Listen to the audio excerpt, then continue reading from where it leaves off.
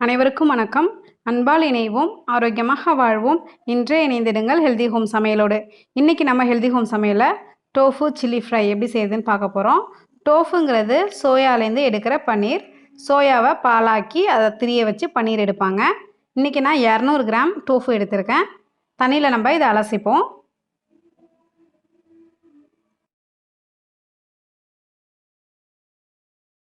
தண்ணியில் அலசி எடுத்துட்டு காட்டன் துணியில் தொடச்சிப்போம். டோஃபு ஃப்ரை பண்ணுறதுக்கு பேஸ்ட் ரெடி பண்ணிவிடுவோம். ஒரு பவுலில் 4 டேபிள் ஸ்பூன் கார்ன்ஃப்ளவர் மாவு,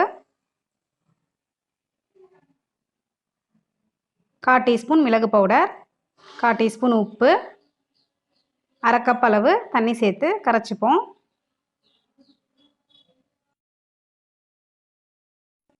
மாவை நல்லா கட்டி இல்லாமல் கரைச்சிப்போம். மாவை நான் இன்றைக்கி இந்த பதத்தில் கரைச்சி எடுத்திருக்கேன்.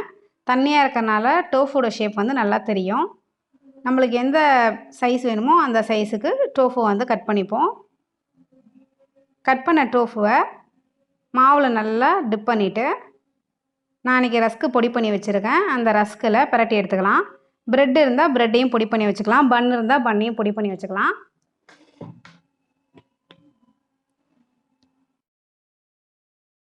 டோஃபு இதை மாதிரி நல்லா பொடி பண்ண ரஸ்கில் பிரட்டி எடுத்ததுக்கப்புறம் எண்ணெயில் போட்டு ஃப்ரை பண்ணிப்போம். எண்ணெய் அதிகமாக வைக்கணும்னு அவசியம் இல்லை, கொஞ்சமாக வச்சுக்கலாம். நம்ம தோசைக்கல்லில் போட்டு பிரட்டி எடுக்கிறனாலும் எடுத்துக்கலாம். நான் இன்றைக்கி கொஞ்சமாக எண்ணெய் வச்சு ஃப்ரை பண்ண போகிறேன். எண்ணெயை மீடியம் ஃப்ளேமில் வச்சு ஹீட் பண்ணிப்போம். ஏன்னா ரஸ்க்கு நான் ஏற்கனவே வெந்தனால நம்மளுக்கு எண்ணெயில் போட்டால் கருப்பாயிடும். அதனால் ஃப்ளேம் மீடியமாகவே இருக்கட்டும். எல்லாத்தையும் ஒரே பேட்சாக போட்டு பொரிச்சு எடுத்துடலாம். டோஃபு நல்லா கோல்டன் ப்ரௌன் வர வரைக்கும் நம்ம பொரிச்சு எடுத்துக்கணும். இதை மாதிரி ப்ரெட்டு ரஸ்கில் நம்ம பிரட்டி பொரிக்கும் போது நல்ல வாசனையாக இருக்கும். டோஃபு நல்லா கோல்டன் கலர் வந்துட்டு இப்போ இதை எண்ணெயிலேருந்து வடித்து பிளேட்டில் மாற்றிப்போம். அடுத்ததாக பேனில் 1/2 டேபிள் ஸ்பூன் ஆயில் சேர்த்துப்போம். எண்ணெய் நல்லா சூடாகணும். சூடானதுக்கப்புறம் இதில் 2 டீஸ்பூன் அளவு பொடியாக கட் பண்ணி வச்ச பூண்டை சேர்த்துப்போம். பூண்டை நல்லா செவக்கிற வரைக்கும் வதக்கிப்போம்.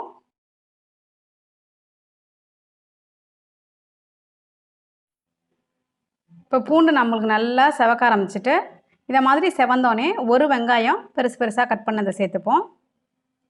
அடுத்தது ஒரு குடமிளகா கட் பண்ணதை சேர்த்துப்போம். இதோட வெங்காயத்தையும் குடமிளகாயும் ஹாஃப் குக் பண்ணிப்போம். ரொம்ப வேக வேணாம், லைட்டாக வெந்தால் போகிறோம். இதோட ஸ்ப்ரிங் ஆனியன் சேர்த்துக்கலாம். ஒரு 2 டேபிள் ஸ்பூன் அளவு சேர்க்குறேன். இதுதான் நல்லா ஃப்ளேவர் கொடுக்கும். ஸ்ப்ரிங் ஆனியனுக்கு பதிலாக நம்ம கொத்தமல்லி தழை சேர்க்குறனாலும் சேர்த்துக்கலாம். அடுத்தது சில்லி பேஸ்ட் ரெடி பண்ணிவிடுவோம். ஒரு கப்பில் 1/4 கப் தண்ணி சேர்த்துப்போம். 1/4 டீஸ்பூன் கார்ன்ஃப்ளவர் மாவு, 2 teaspoon Kashmiri red chilli powder. இது கலர் தான் கொடுக்கும், நம்மளுக்கு உரப்பு இருக்காது. அடுத்ததாக இதில் கொஞ்சம் சால்ட்டு சேர்த்துப்போம். அப்புறம் 2 டீஸ்பூன் சோய் சாஸ் சேர்த்துப்போம்.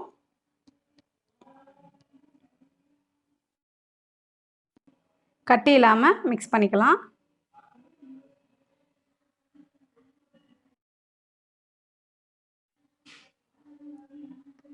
இதோட கொஞ்சமாக சுகர் சேர்க்குறேன். இப்போ நம்மளுக்கு பேஸ்ட் ரெடி ஆகிட்டு, சில்லி பேஸ்ட் ரெடி ஆகிட்டு, இப்போ ஃபைனலாக இதில் நான் கொஞ்சம் சால்ட் சேர்க்குறேன். ஏன்னா முன்னாடியே சேர்த்தோம்னா ரொம்ப வதங்கிடும். அதனால் கடைசியாக சேர்க்குறேன் சால்ட். இதை மாதிரி ஹாஃப் குக் ஆனோடனே இதில் நம்ம வச்சுருக்க சில்லி பேஸ்ட்டை சேர்த்துருவோம். இதில் ஏற்கனவே நம்ம கார்ன்ஃப்ளவர் மாவு சேர்த்துருக்கனால டக்குன்னு திக்காயிடும்.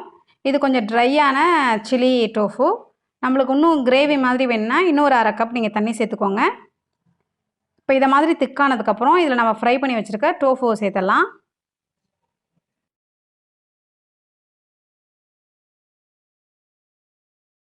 டோஃபில் இந்த கிரேவி நல்லா படுற மாதிரி பரட்டி விட்டுப்போம். இல்லைனா ஒரு 2 டேபிள் ஸ்பூன் தண்ணி சேர்த்து பரட்டுறனாலும் பரட்டிக்கலாம்.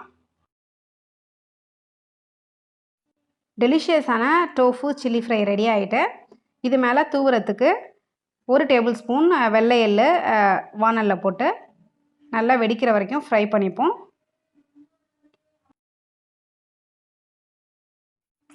எள்ளு நல்லா ரோஸ்ட் ஆகிட்டு டோஃபு மேலே கொஞ்சம் ஸ்ப்ரிங் ஆனியன் போட்டுக்கலாம். அது மேலே கொஞ்சம் ரோஸ்ட் பண்ண எள்ளை போட்டுப்போம்.